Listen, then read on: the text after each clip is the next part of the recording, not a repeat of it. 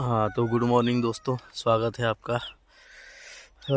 आज हम बात करने वाले हैं एक्सीडेंट्स के बारे में। रिसेंटली मतलब अपने जोबट झाबुआ हाईवे पे काफ़ी एक्सीडेंट हो रहे हैं और उसका मुख्य कारण है रफ्तार।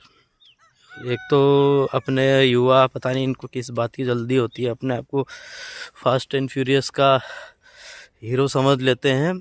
ज़्यादातर गाड़ियाँ जितनी भी एक्सीडेंट में मतलब एक्सीडेंट हुए जिन गाड़ियों के, उनमें ज़्यादातर गाड़ियाँ हैं बाइक से हैं और उनमें चलाने वाले एकदम युवा ही है। लास्ट ईयर होली के टाइम पे हमारे बोरी फाटक पे एक एक्सीडेंट हुआ था। 3 लोगों की जान चली गई थी। कोई KTM ड्यूक थी, नई नई बाइक थी, कॉलेज स्टूडेंट था। तो एक तो नशा, ऊपर से रफ्तार। नशा और रफ्तार इन दोनों के मेल से एक्सीडेंट होना ही होना है, चाहे कितनी भी कोशिश कर लो। भले मैंने नशा नहीं किया हुआ है, मैं अपनी सही लाइन पे चल रहा हूँ, लेकिन जो सामने से आ रहा है वो नशे में, तो वो गलत लाइन पे आके घुसा देता है यार। अभी हफ्ते भर पहले बन टोल प्लाजा के पास मैंने एक एक्सीडेंट का वीडियो डाला था। वही था, टोल पार किया ने एक भाई ने पूरी गाड़ी खींच दी और पूरी अपोजिट लेन में आ रही बस को उसने ठोक दिया। तो वही है रफ्तार।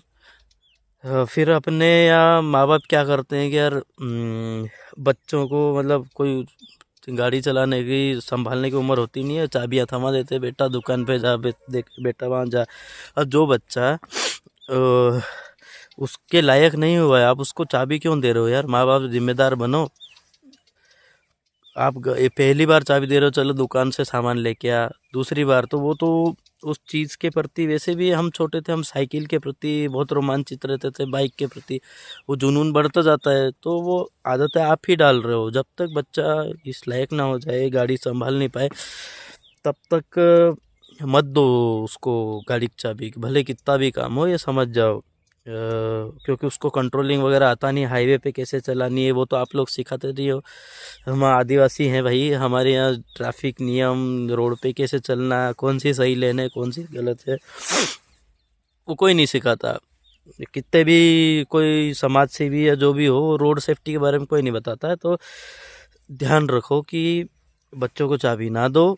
और बच्चा अगर नशा करता है तो आजकल हमारे युवाओं में क्रेज़ है स्पोर्ट्स बाइक का। कोई ड्यूक लेके घूम रहा है, कोई RS लेके घूम रहा है, कोई NS लेके घूम रहा है। तो ज़्यादातर यही गाड़ियाँ हैं जो टूटी फूटी हुई मिलती है, खासकर RS, पल्सर, RS 200।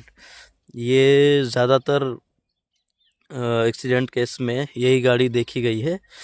तो मैं बस युवाओं से ये आग्रह करना चाहता हूँ कि यार नशे में गाड़ी मत चलाओ और रफ्तार मतलब स्पीड को कंट्रोल में रखो, धीरे चलाओ, भले कुछ भी करो, आराम से जाओ, जहाँ जाना भले 2 मिनट लेट पहुँचो, कोई दिक्कत नहीं, लेकिन लेट पहुँचो, जिंदा पहुँचो।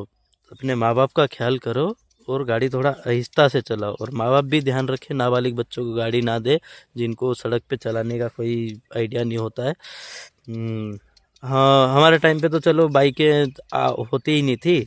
गांव में 1-2 बाइकें रहती थी जब हम नाबालिग थे उस टाइम पे।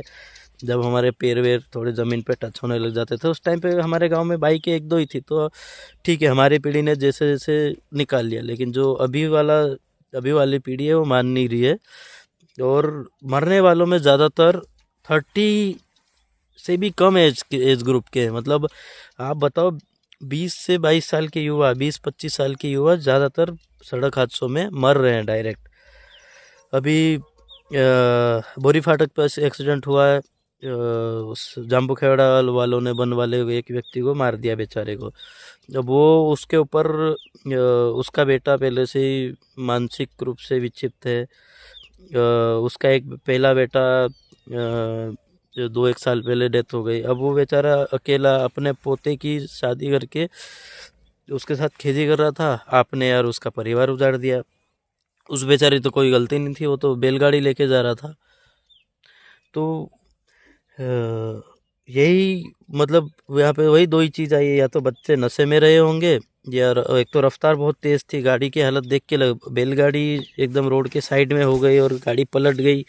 और जो RS गाड़ी है वो सामने से पूरी ख़त्म हो गई। इसका मतलब यही है कि रफ्तार बहुत ज़्यादा थी। तो घुमा फिरा के बात वही रफ्तार पे आ रही है। तो युवागण ध्यान दे और माँ बाप भी ध्यान दे कि यार भविष्य में अपना ही नुकसान, अब बेचारे उनका भी हाथ पैर टूटा हुआ, लोगों ने अब एक्सीडेंट करोगे तो मारेंगे ही सही, इतना तो नुकसान सबका होता है।